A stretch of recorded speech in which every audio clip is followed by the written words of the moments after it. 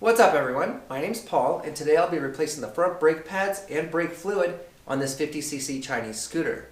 The first thing you should know about working on Chinese scooters is you can't just go to your local motorcycle shop and ask for brake pads for an E-Ton Sport 50. First they'll look at you like if you're from a different planet, and then once they realize you're talking about a Chinese scooter, they'll laugh and say they can't help you. So we will start by taking these brake pads out, seeing what they look like, taking some measurements, and then finding that same thing online. First, I'm using a 5mm Allen key to loosen up the brake pad pins, then a 12mm socket to remove the caliper mounting bolts. Pull the caliper straight back. You may need to pry a bit to the side to loosen it up. These brake pads look thin. I'm taking the brake pad pins out, then the pads can come out. These pads are very thin, almost down to the metal. They have 5,400 miles on them. This part is the caliper slider.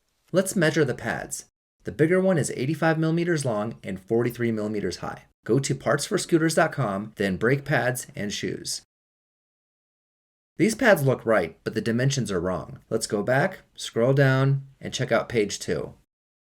What about these ones? 96mm long. That's not it. What about these pads? 85 by 43. That's good. I'll order these ones. Okay, here they are, and they look exactly right. Sweet.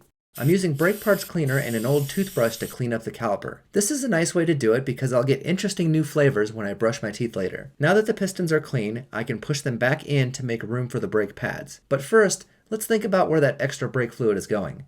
The master cylinder is located on top of the lever behind the plastic. Brake fluid also wears out over time, so I want to replace it too. Scooters will have a variety of annoying little screws to get the plastic off. Turn the handlebars so the brake fluid cap is level and open it up. And there's my brake fluid. Now I can push those pistons back in. If the fluid gets close to overflowing at the lever, you can take some out. Make sure to grease up the caliper sliders. Wipe up any extra grease so it doesn't get on the pads or rotor.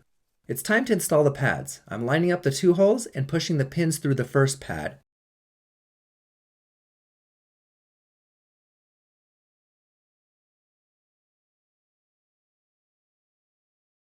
Now I can drop the second pad in and slide the pins the rest of the way.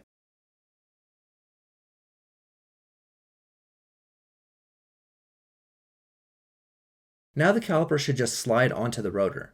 The mounting bolts go back on. My scooter takes a 12mm wrench. Now I'm just going to squeeze the brake lever a few times to make sure the brake works. If you want to be lazy, you can just swap the pads and skip all this brake fluid stuff. To bleed the brakes, I'll need a clear vinyl hose. Attach it to the bleeder screw and make it go up before it goes back down into a bottle or pan. You can get some hose on Amazon for about $5. If you're rich, you can get the one-man brake bleeder kit for just under $6. First step, open the brake bleeder with an 8mm wrench. Second step, slowly pull the brake lever. Third step, close the bleeder while holding the lever. Fourth step, slowly release the brake lever. Repeat these steps until the brake fluid gets low, then top it off with .3 or 4 brake fluid. After that, I usually do the entire bleed 2 more times until I have clean fluid coming out of the caliper. Okay, now I have clean new fluid in my front brake, so I just need to put all the annoying plastic back on. I'm spraying the brake caliper and rotor off with brake parts cleaner just in case there's any oil hanging out. Let's do a little test. This brake works perfectly. Okay, that's it. These brakes are all done. This is actually something you can do yourself at home with not a lot of tools. And it's a great way to learn how to take care of your stuff and save a little bit of money. I actually spent less than $30 on the brake pads plus the fluid for this project. And if you learned anything or if you have any questions, just feel free to leave a comment below, and I'll see you guys next time.